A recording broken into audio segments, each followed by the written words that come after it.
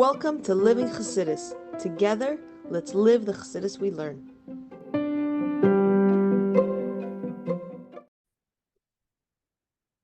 Good morning, everybody, and welcome to Chassidus in the Morning. 15 minutes to change our lives.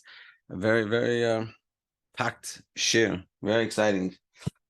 So, we are in the middle of discussing the difference between chametz and matzah. And we said those two differences. One is, of course, chametz grows. One second. Shiur, can you pass me the sourdough container?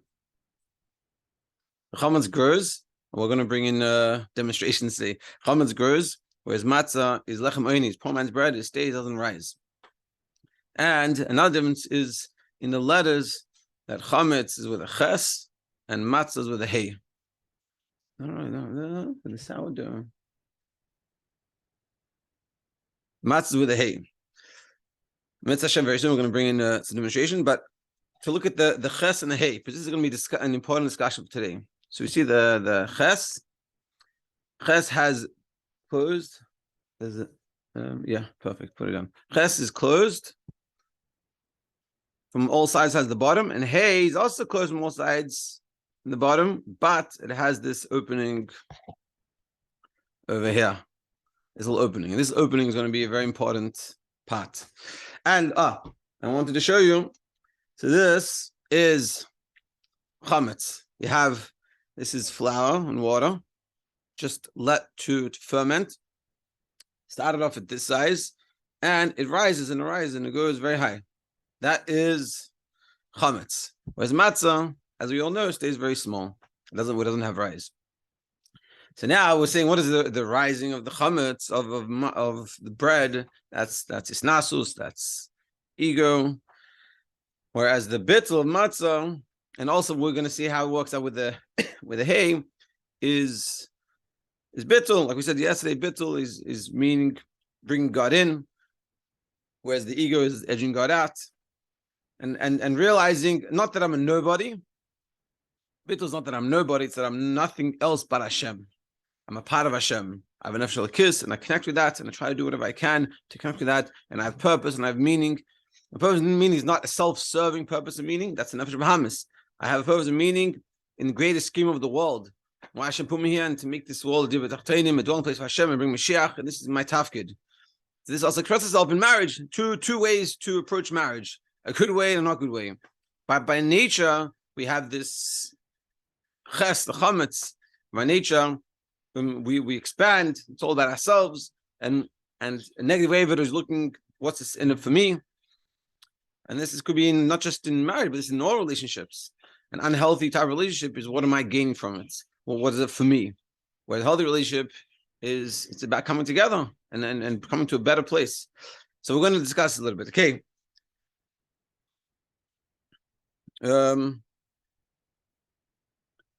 So we're in the middle of discussing the letters.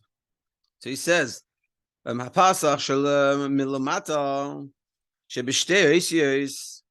opening in the bottom of the two letters. So what does that mean?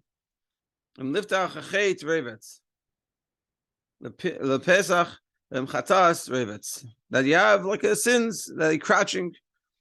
You have a covering from all sides, which is the ches. What does that mean? So basically, the hay, because the hay has this opening, it's basically a way out.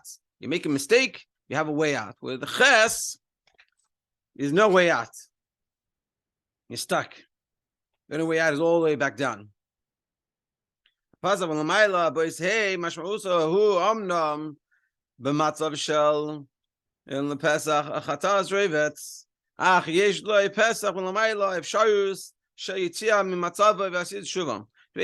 ches and hey have this aspect that it's tough, you're not doing good, and you have this bottom, like you have to go all the way down. But the hay has this like a what's it called? Like a little shortcut to get out of it. which is it's about doing tshuva. So by hey, you could do tshuva, and the tshuva gets you out, and you can sneak out, and you don't have to get stuck in that situation. Meaning, the situation will get stuck. When you have the yeshus, the ego, you have the ches, you have nowhere to go. Whereas when you go with the hey, you have a place to go. You can sneak out. You do tshuva. Now, even though this is only a small gap, it's not a big opening. It's only a small opening. But Amar Razal, the rabbi said, open for me the eye of a needle, meaning put in that little bit, and this is such a fundamental idea. And through that, I'm going to open to you like the opening of the ulam. There was these huge doors in the base of Mikdash, and what Hashem is saying, that you put in the minimalist amount of effort, and I'll help you exponentially. And that's the idea of tshuva, and that's the idea. And this is the hay, the matzah, the bittul. Why is this bittul? We'll finish off the thing, and then we'll discuss it. Now you hear tshuva, push through the arousal, through this feeling. Hey, I should do tshuva. You can transform in one moment from a rasha to a tzaddik. What we're saying is the beauty of bittul is that you can, when you have yeshus, so what happens? We make a mistake, you can't run up to it, but you have yeshus. Yeshus is it puts you in this bad situation, so you can't run up to your mistakes. So let's say in terms of a relationship, a husband and wife, make a mistake. So when someone calls you out on it, so what happens with yeshus? Yeshus, you say, you think you're that good, what about you? Where did I see it? Yeah, I was learning chassan classes, and it says in the Gemara, I think it was Eruvin, that if you come and tell a person that he has like a small, like a matchstick between their eyes, meaning something faulty, they'll say to you, you have a beam between your eyes. You tell me I have a problem. Look at you. So that's when it comes from yeshus. You have this ches, it's closed up. There's no way to get out, and so yeshus gets in the way. And so someone tells you something, you can't take it, you can't listen to it, you can't intake it. You say, hey, maybe they're trying to make my life better. But you argue it out, and you push yourself away, and the yeshus gets in the way, and it expands itself. When you have the bittul, you have the hey, because you have the bittul, even when you make a mistake, okay, I make a mistake, but I can just I can do tshuva, and yeah, I'm not perfect. It's fine. Like someone tells you something, yeah, could be very true. And this is what we're saying, that the hey, this is the bittul, and like it says, and this is a very important understanding when we talk about doing anything. Like I heard this guy. He this is like his bar that he also says a lot. He says in regards to fundraising, but it applies to everything. He goes, the best place to start is start.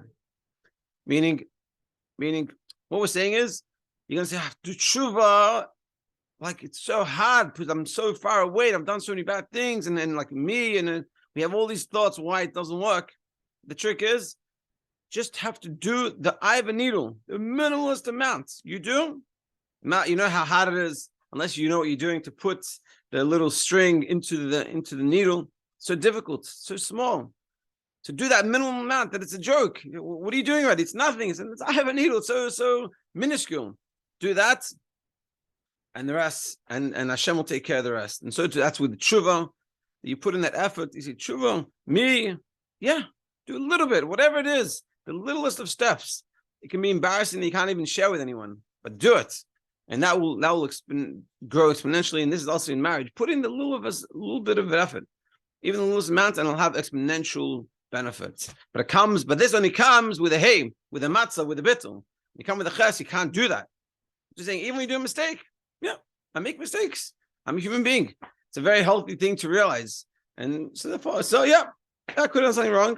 Yeah, you're right. Let me fix it. And this is what we're saying here. I think it's such a very important message. But when you come with that, when you come into the marriage realizing that I'm faulty and I have mistakes, I'm just a human being, so then it's not a big deal. And therefore, together with that, you don't look at other people's faults. Sometimes we get caught up looking at other people's issues when we realize that I have plenty of work on myself. So I have no need to look at anyone else's problems. Zayin. Shnei Havdalim, and these two differences between the ches and the hey and the matzah with the ego, I mean the matzah with the bittul and the chametz with the ego, they're all dependent. When a person is in a mode of his batlus, of nullification, of giving himself over, of a person realizing that I'm here to help, and it's not about what I'm gaining, but what I'm giving. All right, so therefore, even if you do something wrong, you do a sin, do an avera, you can immediately do tshuva. Such a beautiful idea. Meaning, it's like the famous story. We'll finish the paragraph.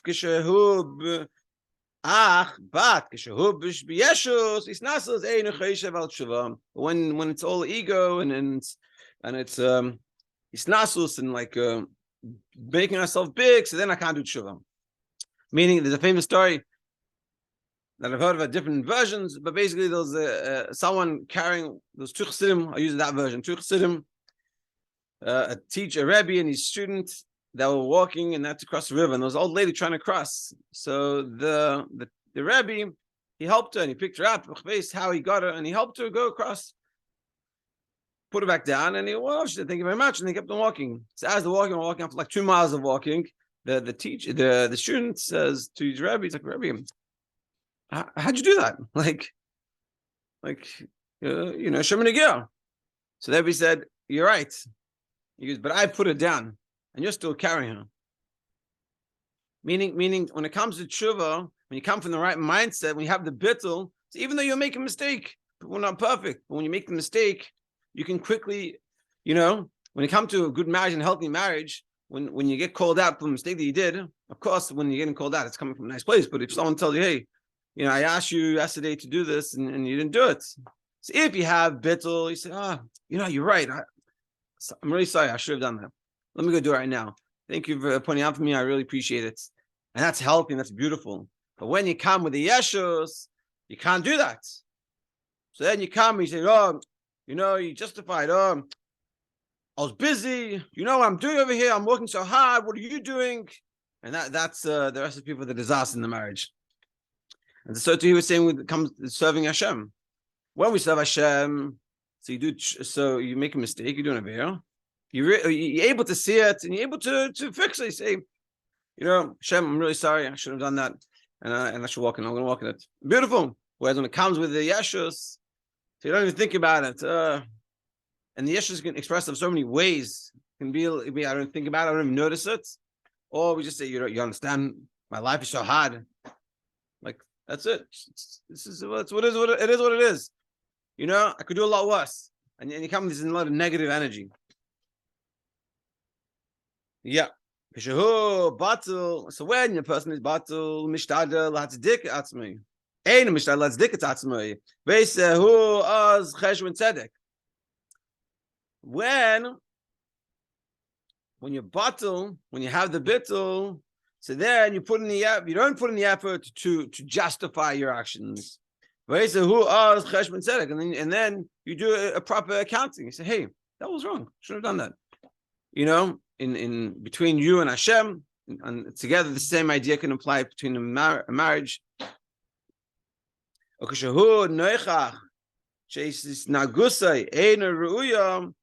And when he realizes what he's doing is not the proper tshuva, you do tshuva. In contrast, when you have gaiva, when you're haughty,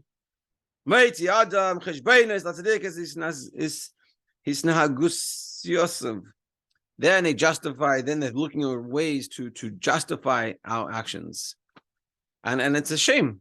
And this is the point. Bittul is not that I'm a nobody and I'm a nebach and I get trampled on. Bittul is that I'm comfortable within myself. I don't need to justify myself. I don't need to constantly battle myself. I don't need to assert myself. I'm comfortable. Whereas Yeshus is I'm uncomfortable myself. And therefore, when I do something wrong, I can't own up to it because Yeshus is so, you could say another way. Yeshus is superficial. Bittul is pneumius, is deep. When you have bittul, you connect it with the soul. I'm essentially good. I did something wrong.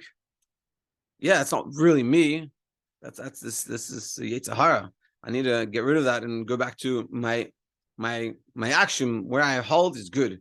Whereas the Yeshus is the exact opposite. I'm only as good as my actions. So therefore I can't do anything wrong. If I do something wrong, that means I'm wrong.